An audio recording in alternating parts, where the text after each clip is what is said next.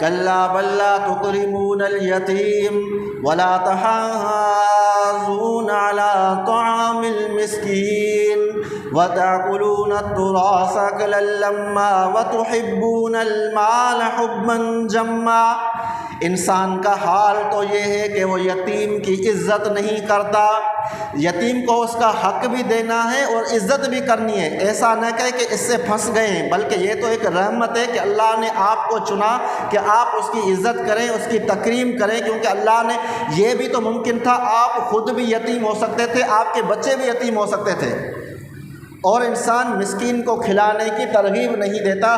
جن کے پاس اس دنیا میں ہے تو انہوں نے کون سا خود کمایا ہے، سب کچھ اللہ کی دین ہے۔ اور انسان پھر کیا کرتا ہے، جو وراثت کا مال ہوتا ہے، جو طاقتور ہوتا ہے، جو فسادی قسم کا بندہ ہوتا ہے، وہ سب کھا جاتا ہے، دوسروں کو نہیں دیتا، تو یہ بھی بندہ غلط ہے۔ اور ولا تحاضون على طعام المسكين وتأكلون التراث أكلا لما وتحبون المال حبا جما۔ یہ سب کچھ کیوں کر رہا ہے؟ کیونکہ اس کے اندر میں مال کی بڑی محبت ہے، لیکن اللہ کہتا ہے کلا اذا دکت الارض دکا دکا وجاء ربك والملك صفا صفا وجيء يومئذ بجهنم يومئذ يتذكر الإنسان وأنى له الذكرى۔ لیکن لوگوں اس دن کو نہ بھولو جس دن اس زمین کو کوٹ کوٹ کر ریزہ ریزہ کر دیا جائے گا۔ وہ دن آنے والا ہے جب زمین کو برابر کر دیا جائے گا، میدان محشر قائم کر دیا جائے گا۔ اس دن کائنات کا رب بھی اپنا جلوہ فرمائیں گے، کائنات کے سامنے آئیں گے، اس کے فرشتے قطار لگا کر کھڑے ہو جائیں گے، سارے انسان ہوں گے، عیسیٰ بھی ہوگا، موسیٰ بھی ہوگا، محمد بھی ہوگا، ابو جہل بھی ہوگا، لڑکے بھی ہوں گے، لڑکیاں بھی ہوں گے، اگلے بھی ہوں گے، پچھلے بھی ہوں گے، گنہگار بھی ہوں گے، متقی بھی ہوں گے، سارے لوگ جمع ہوں گے۔ اس دن پتہ چل جائے گا، کیا پتہ چلے گا؟ وجیء یومئذ بجہنم، جس دن جہنم کو سامنے لایا جائے گا، اس دن انسان کو سمجھ آئے گی کہ آج پتہ چلا ہے کہ حقیقی نقصان کیا ہے، حقیقی فائدہ کیا ہے۔ یومئذ یتذکر الانسان وانى له الذکریٰ یقول یا لیتنی قدمت لحیاتی فیومئذ لا یعذب عذابہ احد ولا یوثق وثاقہ احد۔ اس دن انسان کو سمجھ آئے گی کاش میں نے اپنی اس زندگی کے لیے بھی کچھ آگے بھیج دیا ہوتا۔ تو میرے بھائیو اور دوستو، وہ بھی آپ ہی کی زندگی ہے، اس کی فکر بھی آپ ہی نے کرنی ہے، مرنے سے پہلے کرنی ہے۔ اس دن پچھتانے کا فائدہ نہ ہوگا، کیونکہ وہ دار العمل نہیں ہے، وہ دار الجزا ہے۔ یہاں پر ایک دفعہ سبحان اللہ کہو، اللہ کو بڑا پسند ہے، ایک دفعہ ایک آنسو نکل آئے اللہ کے خوف میں گناہوں کو مٹانے کے لیے کافی ہے۔ اس دن تم اتنا رو آنکھوں سے آنسو ختم ہو جائیں، پھر آنکھوں سے خون نکلنا شروع ہو جائے، تب بھی اس دن کچھ نہیں بنے گا۔ اس لیے تم لوگ خوش نصیب ہو، ابھی زندہ ہو، اپنی زندگی سے فائدہ اٹھاؤ، اپنے رب کے نام کر دو زندگی۔ اس لیے کچھ لوگ تو وہ ہوں گے جن کو اللہ تعالیٰ عذاب دے گا، ایسا عذاب دے گا کہ اس جیسا عذاب دینے والا کوئی نہ ہوگا، اللہ جیسا جکڑنے والا کوئی نہ ہوگا، کیونکہ اس جہنم سے جو کافر داخل ہوں گے تو پھر نکل نہیں سکیں گے۔ لیکن اللہ تعالیٰ نے ان لوگوں کے لیے خوشخبری سنائی ہے، یا ایتھا النفس المطمئنہ، ان لوگوں کے لیے خوشخبری ہے جو میرے دین پر، میرے شریعت پر، میرے محبوب کے پیغام پر راضی رہے، جو اللہ کی شریعت پر، اللہ کے پیغام پر، اللہ کی باتوں پر راضی رہے، مطمئن رہے، جب موت کا وقت آئے گا اللہ ایسے نفس کو کہے گا، ایسی جان کو کہے گا، ایک قرار پانے والی، راضی رہنے والی، مطمئن رہنے والی جان، ارجعی الی ربک راضیۃ مرضیہ، اب اپنے رب کے پاس لوٹ کر جا، تو اس سے راضی ہے، وہ تجھ سے راضی ہے، فادخلی فی عبادی وادخلی جنتی، شامل ہو جا میرے نیک بندوں میں، شامل ہو جا میری جنت میں۔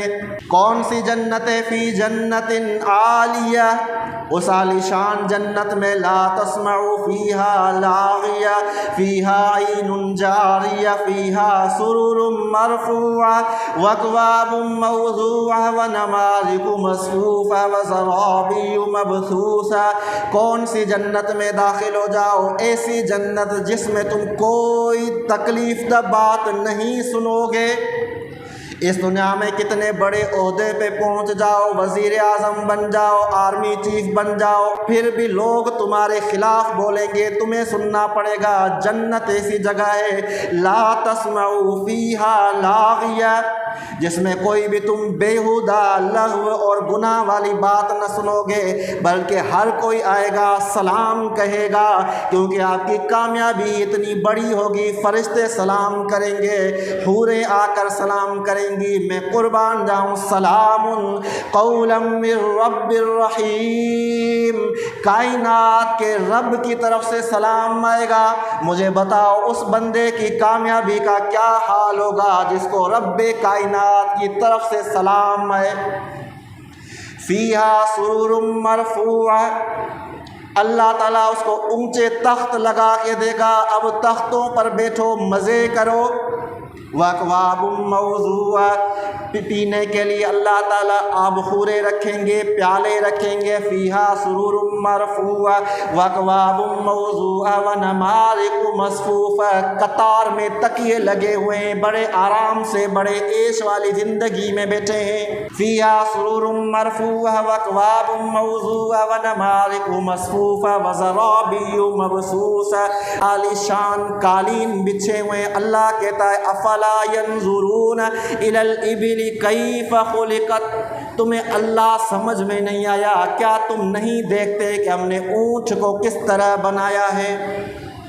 اللہ نے کائنات کی ایک ایک چیز میں اپنی قدرت کی نشانیاں رکھی ہیں، بس کوئی ان نشانوں سے عبرت لینے والا ہو۔ اللہ تعالیٰ نے بہت سارے جانور ہیں، ان میں سے ایک اونٹ کا ذکر کیا ہے کہ اس کو نہیں دیکھتے کہ کس طرح بنایا گیا ہے، یعنی اس میں انسانوں کے لیے فائدے ہی فائدے ہیں کہ اونٹ اتنی بڑی بلا ہے لیکن اس کو کھلانے پلانے کے لیے کوئی خاص چارہ نہیں لانا پڑتا، کھانے کا کوئی خاص انتظام کرنا نہیں پڑتا، اس کو چھوڑ دو، جاتا ہے، تھور کے درخت کھا لیتا ہے، جھاڑیاں کھا لیتا ہے۔ اور اللہ تعالیٰ نے اس کو اس طرح بنایا ہے کہ اس کو بڑے نوکیلے کوئی سینگ نہیں دیے، بڑے شیر کی طرح دانت نہیں دیے، تاکہ اس کو آسانی سے پالتو بنایا جا سکے۔ اس کے ہونٹ کاٹ دیے لیکن وہ عیب دار نہیں، کیونکہ اللہ نے کاٹے۔ اللہ کا کاٹنا ایسا خوبصورت ہے کہ کٹے ہوئے ہونٹوں والا اونٹ خوبصورت لگتا ہے، اور اونٹ کے جو ہونٹ کٹے ہوئے ہیں تو اس کا فائدہ یہ ہے کہ جیسے ہی وہ سانس باہر لیتا ہے، نمی باہر نکلتی ہے تو وہ دوبارہ ناک کے قریب ٹونکے جاتا ہے، کٹا ہوا ہونٹ تو واپس نمی ناک کے اندر جاتی ہے، تو ایسے ہی ریگستانی علاقے میں وہ اپنے پانی کو دوبارہ سے جذب کر لیتا ہے۔ اونٹ اتنا اونچا ہے لیکن اس پر چڑھنے کے لیے آپ کو سیڑھی نہیں رکھنی پڑتی، کیونکہ اللہ تعالیٰ نے اس کو یہ طاقت دی ہے کہ وہ بیٹھ سکتا ہے، اس پر وزن رکھو پھر بھی اٹھ جاتا ہے۔ ایک انسان کے لیے 5-6 منٹ پر بھی تپتی صحرا پر چڑھنا مشکل ہے، جبکہ اونٹ میلوں کے سفر طے کرتا ہے، اس کو کوئی بھی پرواہ نہیں ہے۔ اب اس کے اگر بھینس کی طرح کھر ہوتے تو وہ ریت میں، واری میں اندر چلے جاتے، دھنس جاتے۔ اللہ تعالیٰ نے اس کو اس طرح چوڑے پیر دے دیے کہ جو واری میں دھنستے نہیں ہیں، اور اللہ تعالیٰ نے جو اس کی آئی لیشز ہیں ان کو بڑا کر دیا تاکہ جو ریت اڑتی ہے وہ اس کی آنکھوں میں نہ جا سکے۔ پھر آنکھوں کے اوپر ایک اور پردہ ڈال دیا، جب ریت کا طوفان آتا ہے تو واری اس کی آنکھوں کے اندر نہیں جاتی۔ وہاں ایسے علاقوں میں رہتا ہے جہاں پر پانی کی قلت ہوتی ہے، تو اسی لیے وہ 3 منٹ میں 200 لیٹر تک پانی پی سکتا ہے۔ تو ایک دن وہ کچھ نہیں تھا، ایک چھوٹا سا قطرہ تھا، پھر اللہ نے اس کو ایسا بنایا کہ وہ منوں کے من وزن لے کر جا رہا ہے۔ افلا ينظرون الى الابل كيف خلقت، کیا تم لوگ نہیں دیکھتے کہ اللہ نے اونٹوں کیسے بنایا ہے؟ تو ساری کائنات میں اللہ کی قدرت کی نشانیاں ہیں کہ لیکن انسان کو چاہیے کہ تھوڑا متوجہ ہو جائے۔ ایک شخص گیا نائی کے پاس بال کٹوانے، تو نائی نے اس بزرگ بندے سے کہا کہ میں اللہ کو نہیں مانتا، اللہ ہے ہی نہیں۔ اس نے کہا کیوں؟ اس نے کہا لوگ اتنے پریشان ہیں، مصیبتوں میں، بڑے غریب ہیں، اگر اللہ ہوتا تو پھر یہ لوگ اس حال میں نہیں ہوتے۔ انہوں نے کہا اچھا یہ باہر دیکھو فلاں شخص بیٹھا ہے، بڑے گندے کپڑے ہیں، بڑے بال ہیں، میں ناہی کو نہیں مانتا کہ وہ ہے ہی نہیں دنیا میں۔ انہوں نے کہا اس بات سے میرا کیا تعلق ہے؟ انہوں نے کہا اگر حجام ہوتے، ناہی ہوتے تو پھر اس کے بال کٹے ہوئے ہوتے۔ تو اس نے کہا ناہی تو ہیں، ہم تو ہیں، لیکن وہ ہمارے پاس آ نہیں رہا۔ تو اس نے کہا پھر اللہ موجود ہے لیکن لوگ اللہ کے پاس جا نہیں رہے۔ تو ہمیں چاہیے کہ ہم اللہ کے پاس جائیں تاکہ ہماری مصیبتیں حل ہوں اور اللہ تعالی ہم سے رحم کا معاملہ فرمائے۔